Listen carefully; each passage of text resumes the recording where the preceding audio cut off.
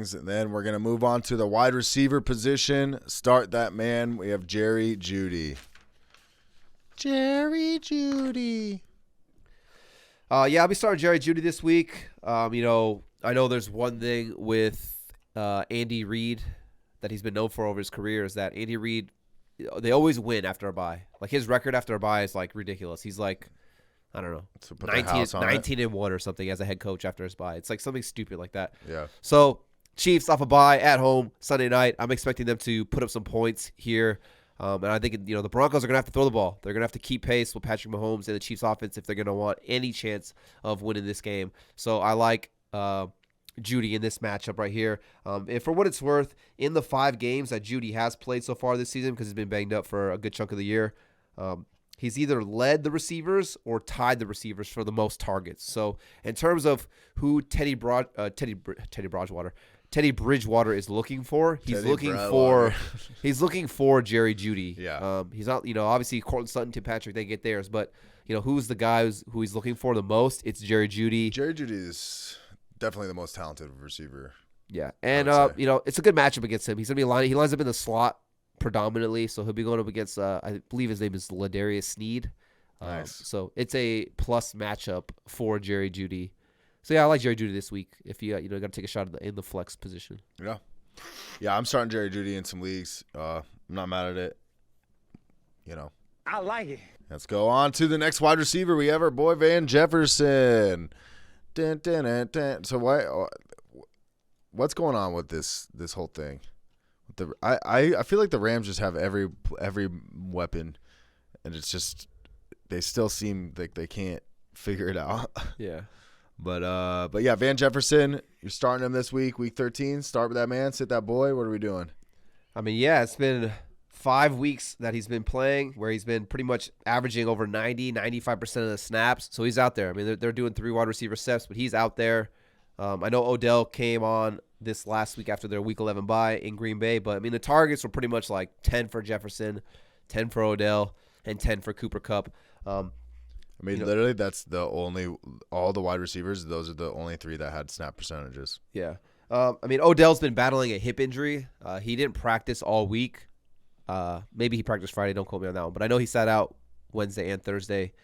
So he's listed as questionable. They're saying that, he's questionable, 50-50. But, for a guy who's new to the offense still learning all that, getting acclimated, still building the chemistry, and then now on top of it, he's hurt, dealing with a hip injury. Yeah, I don't like that. So that means that heavy dose. Heavy dose.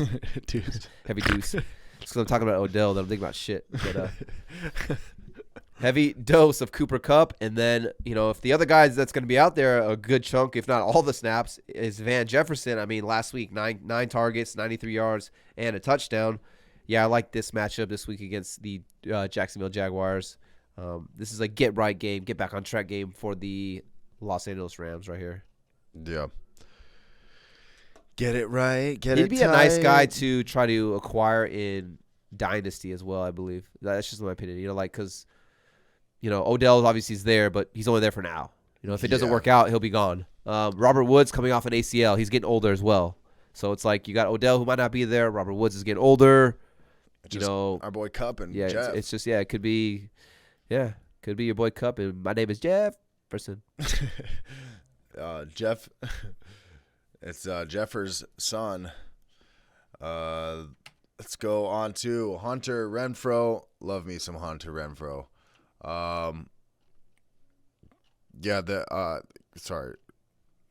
Going up against the Washington football team. They're at home. We're telling you to start Derek Carr, so it only makes sense for us to tell you to start the wide receiver 1 on the Las Vegas Raiders. Tell them more. Let them know. Let the people know. I feel like every week I talk about Hunter Renfrow. But it's not, it makes sense. It's ever since Henry Ruggs, rest in peace. He's not dead, but you know what I mean. But ever since that, it's just been like the Hunter Renfrow show. The Washington football team's giving up the 4th most fantasy points per game to the wide receiver position as well. 14 touchdowns on the year to the wide receiver position. I feel like Hunter Renfrow is just going to have a big game, especially in PPR leagues. It's like the safest play you can do. He's had 7 or more receptions in 4 of the last 5 games. So, I mean, if you want to talk about, we always say that Consistency. the term lunch pail guy, a guy who just comes in, gets the job done, and goes home. Not a flashy guy, not a diva. He's not an Odell Beckham. He's not a D-Hop. One of these guys. But he's just a guy where, 7 receptions. He's basically had like 5 or more receptions in every single game. 5 or more receptions in 9 of the 11 games. So, just a safe floor. No Darren Waller. No Henry Ruggs. Is it safe to say that this is Derek Carr's go-to guy now? Like, this is his, safety blanket? This is the guy he's probably looking for if he needs a big play? Yeah. It's like the Cooper Kupp of the Raiders, I feel like. Yeah, that's a good analogy, honestly. White guy. White quarterback. White quarterback. West Coast team. West Coast team. Yep. You got the NFC West and the AFC West. Yep. Hey, did you know the Seahawks are the only team that's does not have a winning record in both the NFC and the AFC West in the West divisions? Really? The Seahawks are the only team that do not have a winning record. The Chiefs, the Raiders, the Chargers, the Broncos, the Cardinals, the Rams, the Niners. The Niners, they all have a winning record. Yeah. It's crazy. It's crazy. Hashtag interesting stat. Hashtag interesting stat. Let's go to Brandon Aiyuk. Speaking of the Niners, we got Brandon Aiyuk. He looks like he's coming back, all right? He looked good. He's looked good the past, 2 weeks, last week, at least. Yeah, I think Drake is the one who said it, but he said, better late than never, but never late is better. But, right. Bro, it's better late than never, but Brandon Aiyuk finally, it only took, 7 weeks, 8 weeks for him to finally do his thing. He's been playing pretty much 90% of the snaps for the last 5 weeks. He's had 10 or more PPR points in 4 of those last 5 weeks as well. 80 or more receiving yards in 3 of those last 5 weeks. And then, the big thing here is no Deebo Samuel. He gets banged up. I believe it was an ankle injury or something like that. So he's going to be out for this game at least. They're saying 2 games. He's already been listed as out. Deebo Samuel has been out. So that kind of just leaves more opportunities for Brandon Aiyuk. It's this passing attack is probably going to move through George Kittle and Brandon Aiyuk. Yeah. George Kittle also, I think, will have a good game this week after having a kind of rough one last week. Yeah. But yeah, love it. Brandon Aiyuk, I like it. He's lonely out there by him without no Deebo Samuel. Without Deebo Samuel. Double negative. You know what I mean? Let's go to the Houston Texans, Brandon Cooks. Brandon Cooks had a huge touchdown last week. Well, that was last week, yeah? Yeah. Yeah, that was a big bomb from Tyrod Taylor. You like Brandon Cooks in week 13. Got a big game against the Indianapolis Colts. I do like this. The last 2 weeks after their Week 10 bye has been kind of rough. Only 3 targets in a game where they shockingly upset the Tennessee Titans. And then last week, only 5 targets. He just saved the day with the long 40-yard touchdown. But, yeah, you don't like seeing 3 targets and 5 targets for a guy who, was just getting hyper-targeted for a good chunk of the beginning of the season. He's tied 12th most targets in the NFL right now for wide receivers, and he's got a 28% target share, which is the 8th most in the NFL. So a guy who was just getting hyper-targeted still, even after those 2 down weeks of not getting targeted. This week, they're at home against the Colts. I'm expecting the Colts to be able to put up some offense.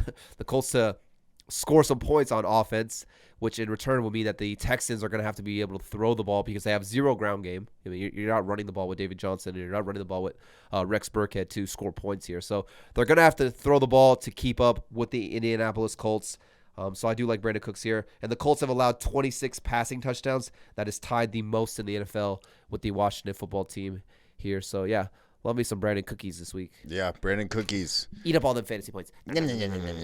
But you were talking about the Titans. They beat the Titans. It's like, what the fuck's up with the Titans losing to these teams? The Titans lost to the Texans, the Bears, and the Jets. Yeah. But then they beat the Chiefs. They beat the Rams. They beat all the good teams. Yeah, they beat all these good teams, but then they lose to the worst teams. Yeah. It's really dumb. Hey, did you like that video? No, not the one of Big Ben completely eating shit when nobody even touched him. I'm talking about our fantasy football video we just did. You just watched. Well, guess what? That was just a clip from the full audio podcast. So if you want to check out the whole thing, links down below. AVG Fantasy Football Podcast, Stitcher, Spotify, all of them. Anywhere you can get audio podcasts, we're there. Go ahead and check it out. And if you don't want to look at your fantasy team to look the way Big Ben does right here, wait for it. Come on, replay. This is your fantasy team. But that won't be your fantasy team if you subscribe to AVG Fantasy Football. So go ahead, subscribe and like this video. Subscribe to the channel and like.